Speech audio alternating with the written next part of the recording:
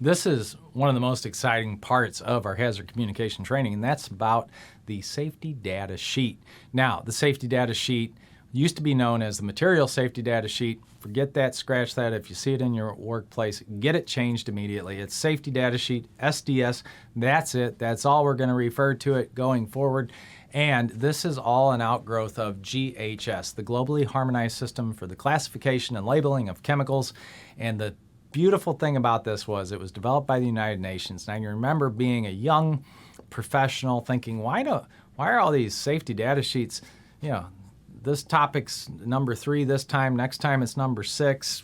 Why can't we just have a format for it? Well, GHS has a format, and it comes in a 16-section predefined format.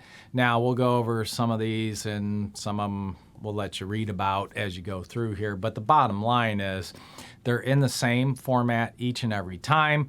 And the beautiful thing is that they are in the same place, right? So every 16 sections, all 16 will be there. There may not be information in each of them, but section number 1 is always number 1, 7 is always 7, and it always will have either some information or no information available, but it will be there. You'll know where to look, and that's the best thing. So just kind of going over this, the 16-section format is number 1, identification, number 2, hazards identified, number 3, the composition, so the information on the ingredients that are in there, number 4, which is a big one and you should always pay attention to, first aid measures, number 5 are the firefighting measures, which I really like that one as well, know how to put this out if it does catch on fire, number 6 is the accidental release measures. Now remember, we talked about detecting chemicals. This is the section you want to look at if there is an accidental release. Section 7 is the handling and storage. Where do I place it? Should it be in a cool, dry environment? Should it be in a moist environment? Hot environment? Should it be in a fire cabinet? That's all going to be covered there. Number 8 is our exposure control and personal protective equipment. This is the big one, right? Do I need a respirator? Do I need latex gloves, rubber gloves, nitrile gloves? What is it specifically that I need? Section number 9 is the physical and chemical properties. So what's it made up of? Number 10 is the stability and reactivity. Don't put it next to this chemical. Keep it cool. Keep it under this temperature and everything will be fine.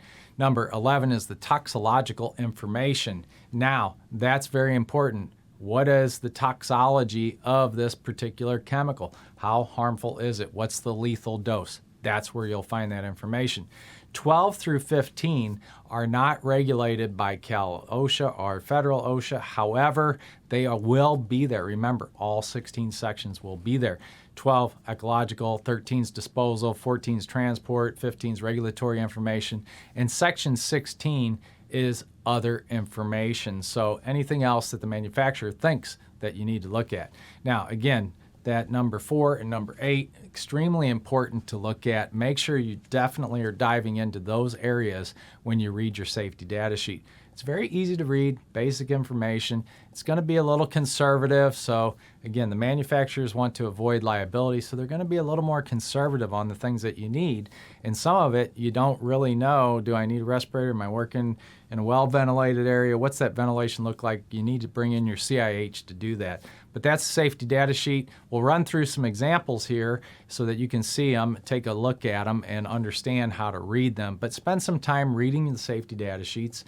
Now, we'll get into those 16 sections, which we just covered. But now, what do I do with these 16 sections? Where are these? So your safety data sheets should be kept in a centralized location. There's a lot of misinformation about it needs to be in a binder, it needs to be at every work site. No, it doesn't. It needs to be available to you. We can do that electronically on a website so long as you have access to it, and it is the preferred method in this day and age of delivering safety data sheets. Number 1, we can update them quickly across all sites. Number 2, you can have access to it 24/7, 365 for the 30 years that you're going to work at the agency. Not only that, it's great because your doctors, if you are injured, your doctors will be able to access those safety data sheets too. So you or a rep have rights to access those safety data sheets. We're going to talk about that a little bit more. But the bottom line is, they need to be in a format that you can understand, and that is common name. I can look for WD-40. I can look for chemical name such as acetate, or I can look for both. And there should be a tab or a link directly to that PDF of this safety data sheet. Now, again, I said sometimes they'll be in books. They should be listed in the book alphabetically by common name, by chemical name, 2 different indexes with the tab number there so that you can find them. They should be updated within 30 days of a safety data sheet being new or revised. A lot of times manufacturers will revise those, and it's important that you take the time to read the revised safety data sheet. Chemical properties change, new formulations come out, it's called the same name, but the bottom line is the safety data sheet will tell you everything you need to know.